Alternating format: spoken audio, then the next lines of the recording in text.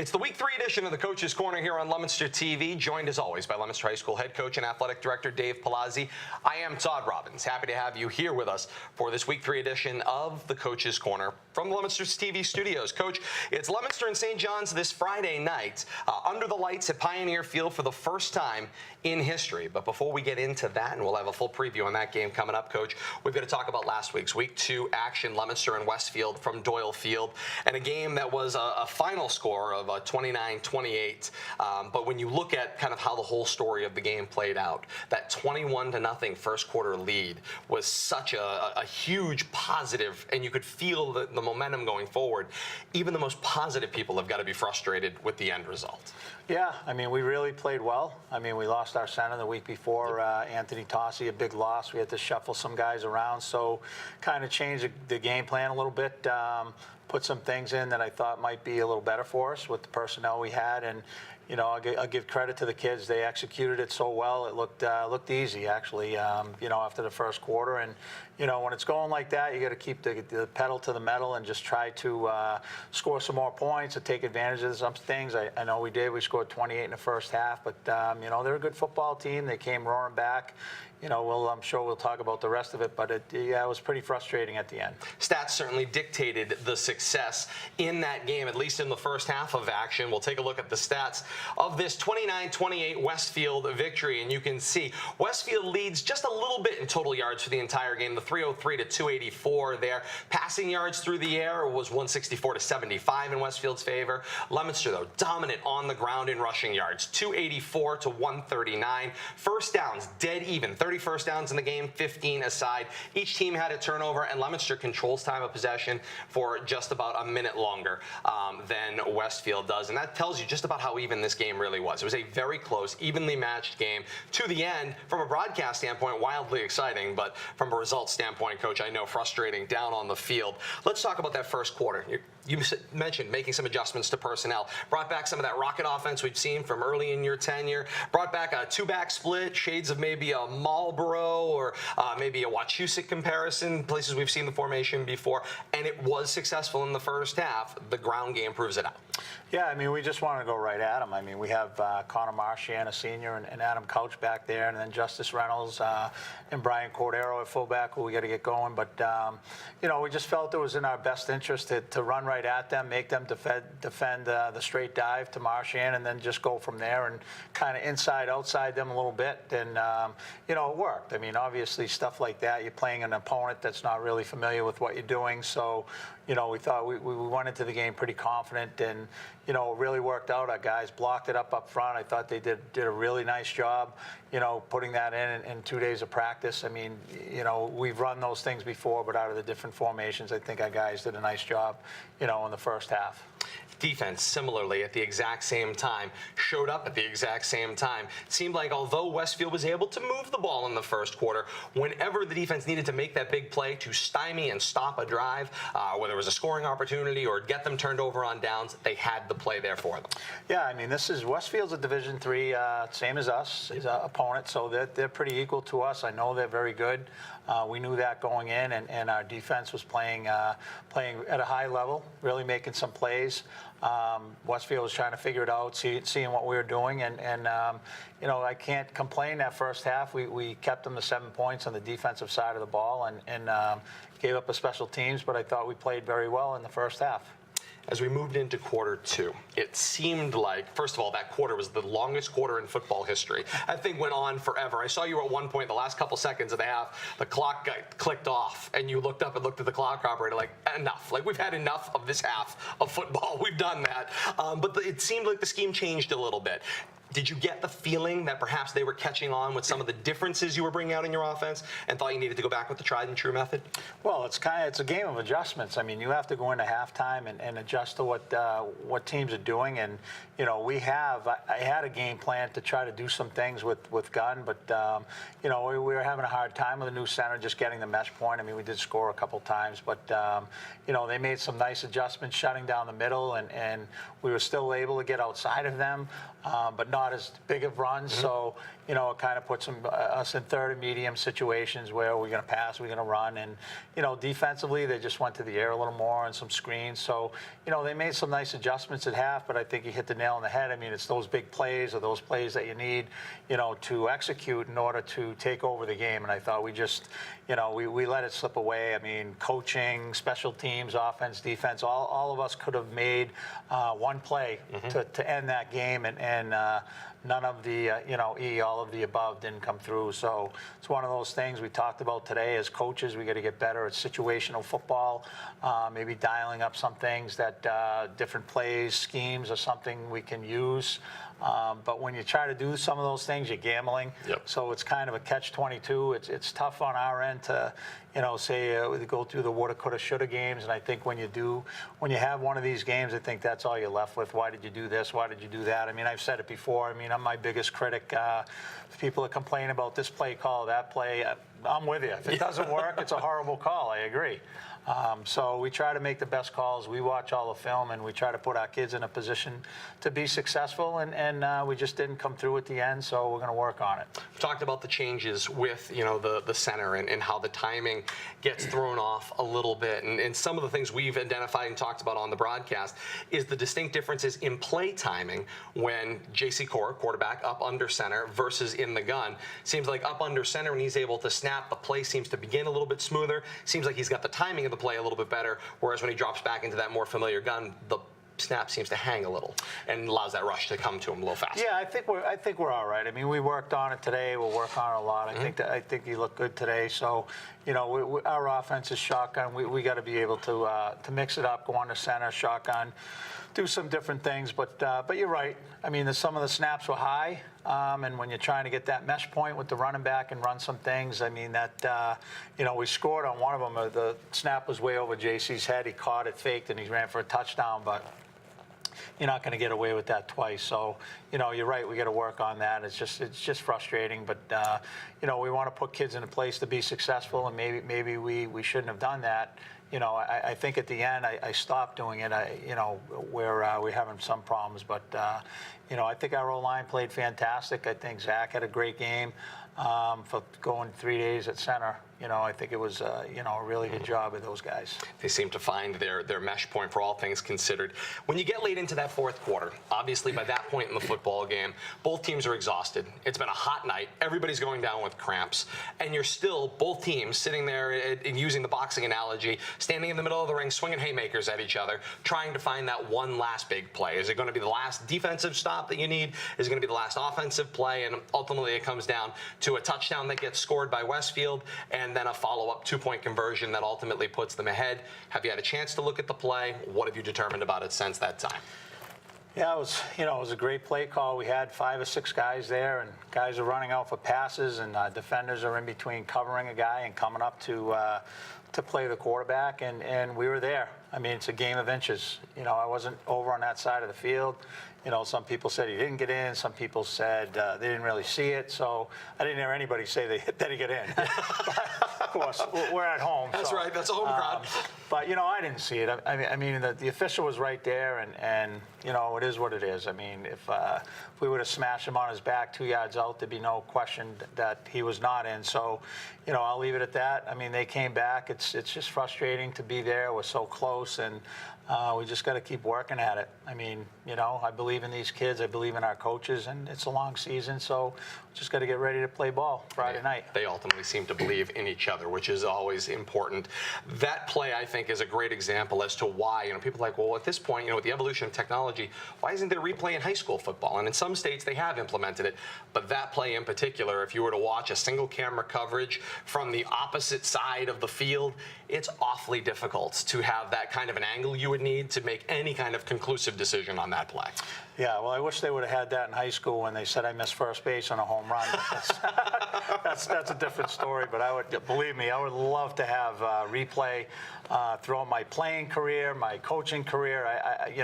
some people are against it, I think. It just leaves that, that doubt. And then you got to kind of mentally move on. Did he get in or didn't he get in? And I mean, I'm always a believer that the officials are not out there to try to make a call against me as a coach or somebody else. I think they're pretty honest people, and they try to make the right call. So, they're doing what's best, what they feel is best and the right call. And if you don't have cameras to back it up, I mean, that's just the way it is. It's kind of frustrating, but you just got to deal with it and move on. But, my worst loss was 12 guys on the field when I was in Millbury. They had 12 guys and scored 80 yards on a touchdown, a running back that had 2,000 yards rushing, and we held him to 40 before he went off on an 80-yard run. Wow. Kept us out of the Super Bowl. So it would have been nice to be able to go back and recount those. Yes, I wish. And then I'd stuff it in his pocket like the Bill Cowher did for the Steelers, right? Indeed, 29-28.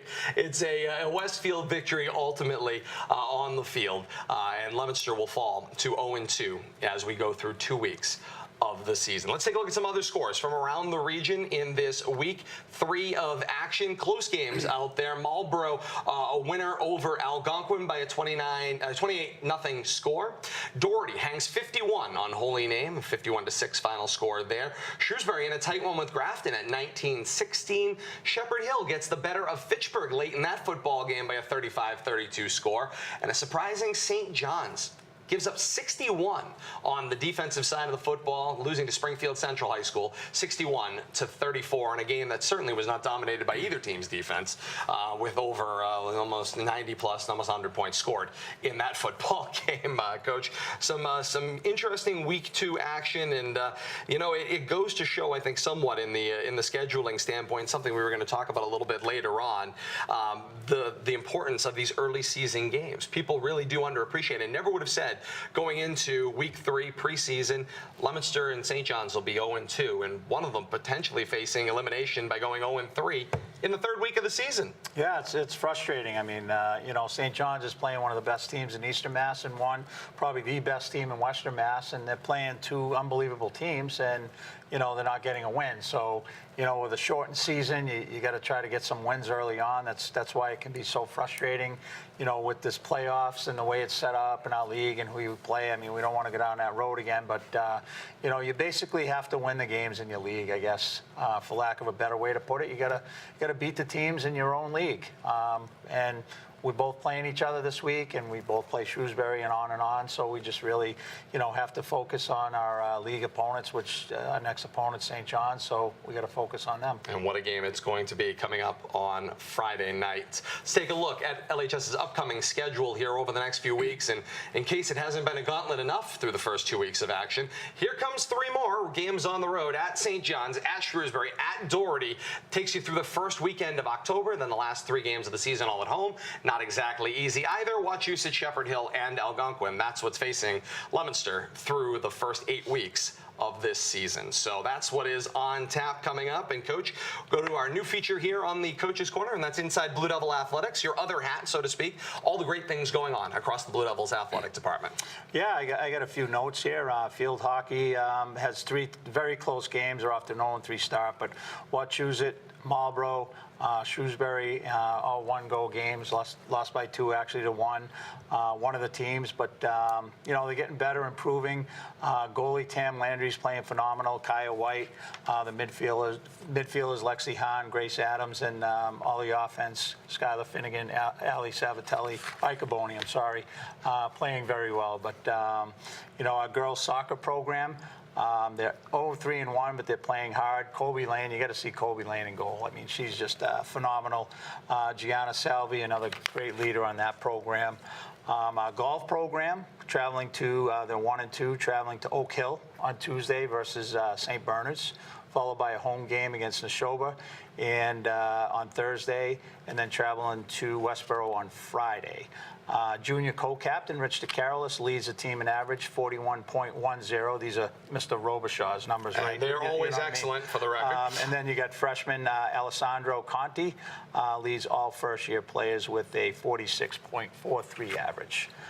A girls volleyball team 4-0. Wow, 4-0 that's a great start to the year. I went to one of the games. Phenomenal energy in the gym. The captains, Destina Vivamori, Faith Akachiri, and Julie Aguilar are leading the team. And then you have Gabriela Guzman. You should see her serve. She's phenomenal. I mean, I told her that she's got to show everybody how to serve.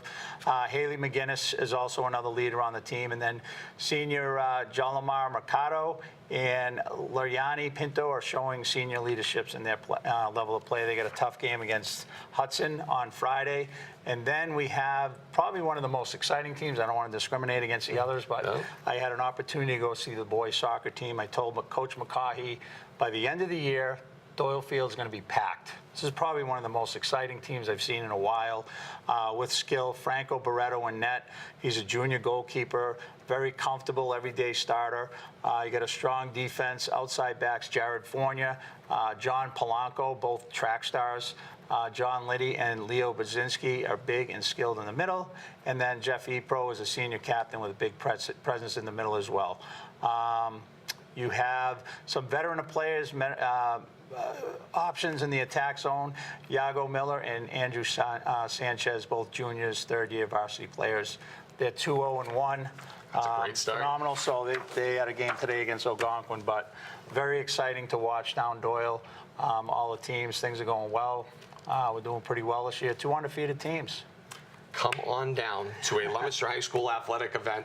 You certainly won't be disappointed. And I know sometimes people in the community, they think, oh, there's a cost associated to the event. There is a cost associated to going to football on Friday nights. But most of these other events, the doors are open. We're welcoming all comers to attend. Right, and I'm trying to get brief synopsis from all the coaches. I know a lot of the coaches are teachers, so I sent that out this morning. So still waiting to hear more from cross country and the other programs. Cheerleading will get underway and so on and so forth. But we're rooting for them all. All of them are working hard, have some great coaches, are doing great things with our kids. So just looking forward to get some more wins this week. We can speak very highly about the cheerleading program. They were there in full regalia on Friday night at the football game, and they were leading the crowd up and down the sideline following the team as well. So very good indeed. That's Inside Blue Devil Athletics for this week 3 of action. We turn our attention to week 3 of high school football and a look around the region with games coming up this week. We'll be keeping an eye on Wachusett and Algonquin, a battle of 1-1 teams there. Tantascwa goes to Foley Stadium to battle Doherty with their 2-0 record. Shrewsbury's got 0-2 Groton Dunstable this week.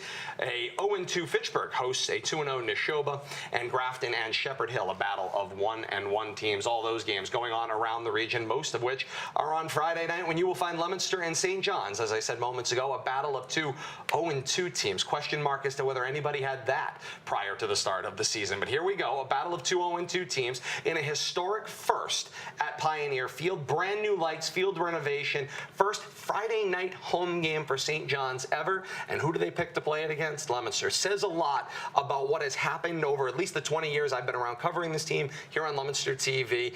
And that rivalry has become, although we don't throw rivalry around easy around here with Leominster-Fitchburg being the leading rivalry, this has blown up into quite a battle between two rivals. Sure. I mean, it's on and off. It seems it goes in streaks. I mean, they've had our number for the last 3 years or so, and you know, it's always a great time when we play St. John's. I respect their coaches, I respect their team. They're very well coached. They're always very good. I mean, it's never a win, an easy win to go down there and play. But it's going to be a big challenge for us Friday night. It's their opening home game. I'm sure there'll be a lot of fans there. It's supposed to be a beautiful night, 80 degrees. So, you know, we look forward to it. We just have to get ready to play. I mean, they're going to play fast and do their normal stuff, and we really got to be ready to defend. It's a good night for crowds to come out to games at 80 degrees. Not such a great night for football players who have to try to survive through it. Pass the team a message. Start hydrating now, for crying out loud. Right. But you mentioned the Pioneer crowd, obviously always large there, and it is always a hostile environment, where they have literally put out the call online for any alumni that have played in that football program or been a part of the school to come on down to that field on Friday night to, of course, christen the new field and see their first Friday night home game. It makes an already hostile environment that much more hostile. But a great stage for high school football.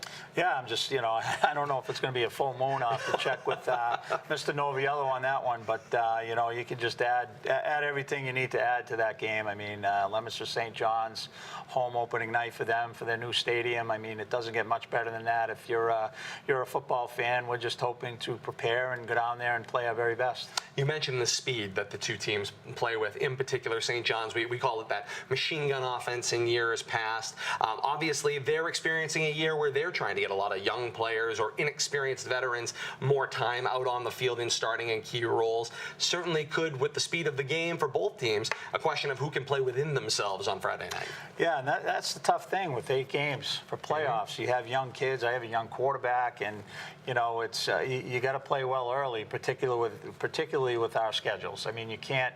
We don't have time to work our guys in and get some wins under our belt, and then this isn't the SEC where they open up with Butler. I don't even know if they have a football program. Florida State, and then whatever. But we don't. University of New Hampshire out of Colorado. How about that? Right, Neil O'Connor. There's a nice highlight online. Oh, I know. I wish he was still playing for us.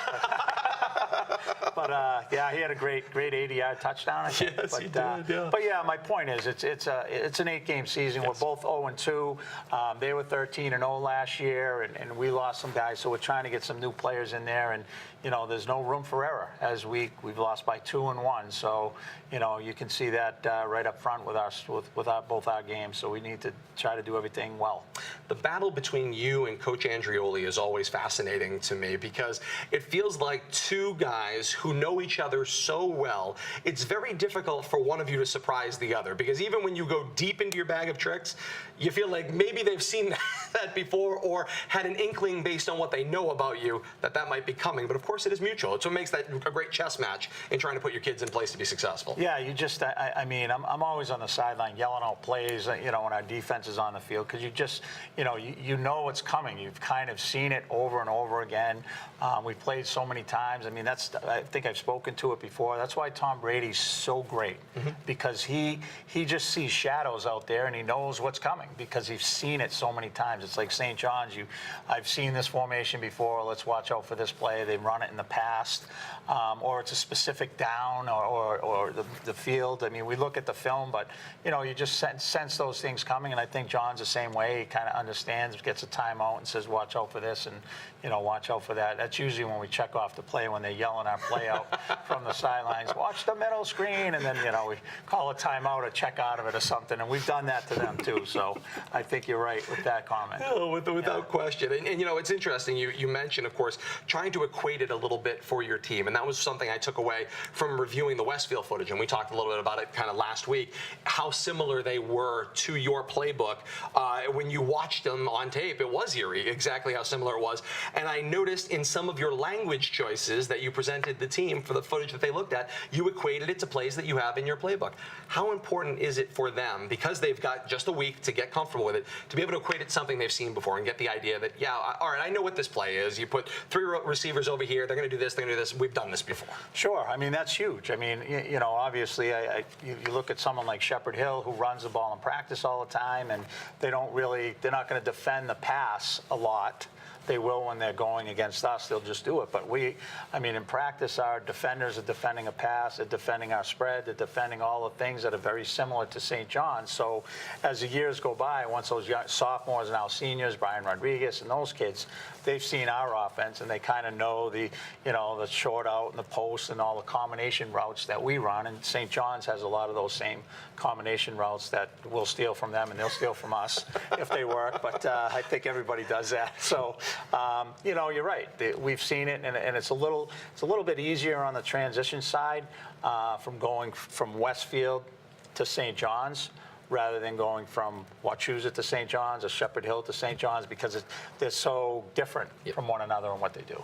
And it will be another battle coming up on Friday night. Lots of places you can participate from with this historic event for the Pioneers and their opening home game, night game on Friday night. K-Zone's leading your coverage. AM 1280, 105.3 FM, streaming live at WPKZ.net. We will have the K-Zone live look-in on the K-Zone Facebook page at 6:20 on Friday night. And I promise, I worked it out with Zuckerberg, it will be horizontal like we promised the coach. It was vertical last week. We were horizontal and the picture was vertical. It was a mess, but it was fun nonetheless. Plenty of people tuned in for it. We were just sideways as the broadcast went. And then Leominster TV are with us as well for their broadcast coverage. Comcast, Verizon, replays on YouTube and throughout the week and weekend on our Comcast and Verizon channels. And they'll be live with Facebook Live right around kickoff at 7 o'clock. So lots of ways to participate and be a part of it, including coming on down and being a part of it. And if you want to give Pat White, the athletic director at St. John's, a little bit of a headache, got a chance to talk to him today. They have not finished building the parking lot. So bring as many people as you possibly can.